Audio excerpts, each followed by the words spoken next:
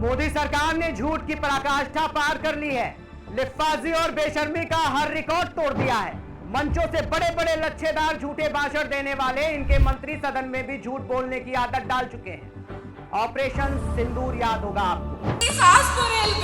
Okay, don't worry you okay, you need a water sir. अपने आप बोले ना मुझे क्या बोलते भेलपुरी खा रहे। पहलगाम में नाम पूछकर सैलानियों को चुन चुन कर मारा गया था। पति को मार दिया। इस हमले में 26 बेकसूर नागरिक मारे गए थे, जिनमें से ज्यादातर सैलानी थे। पाकिस्तान के इस कायराना हमले का जवाब भारत सरकार ने ऑपरेशन सिंदूर के माध्यम से दिया था।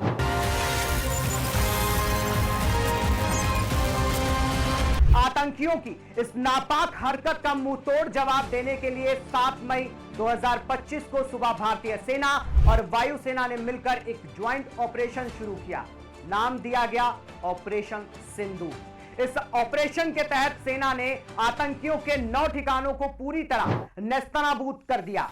इन हमलों में जैश ए मोहम्मद और लश्कर तैयबा जैसे आतंकी संगठनों का पूरा बुनियादी ढांचा तबाह कर दिया गया था।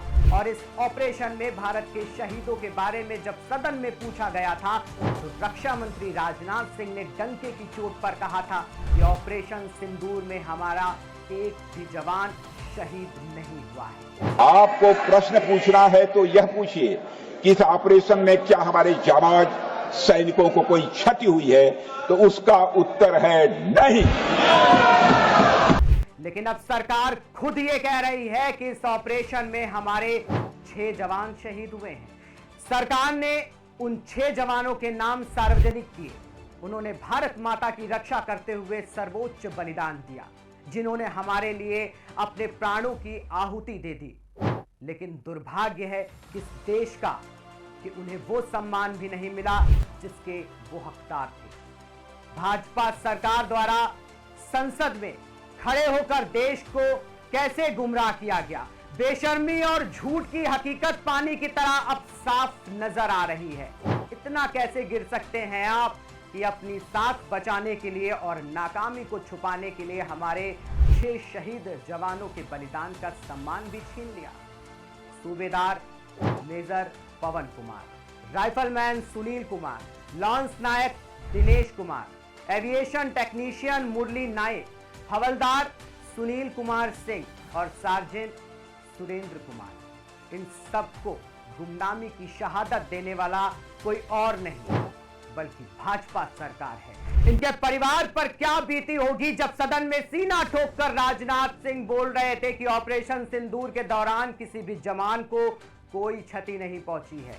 लेकिन अपनी पीठ थपथपाने के लिए शहीदों का अपमान करने वाली इस सरकार ने एक भी बार उस मां बाप के बारे में नहीं सोचा जिनका बेटा देश के लिए कुर्बान हो गया। उस बहन के बारे में भी नहीं सोचा जिसकी रक्षा का वचन अधूरा रह गया। उस पत्नी पर क्या बीती होगी जिसकी पूरी दुनिया ही उजड़ गई। उस बेटे का दर्द भी इनके मंत्री नहीं महसूस कर पाए जिसके सर से पूरी छत भी उठ गई। सोचिए, बेहयाई की सारी हदें पार करने वाले रक्षा मंत्री के बयान की खबर जब शहीदों के रेजिमेंट साथियों के कान में पड़ी होगी, उनका तो कलेजा ही फट गया होगा कि देश के लिए कुर्बान होने वाले हमारे जवानों को ये सरकार सम्मान भी नहीं दिला पाई।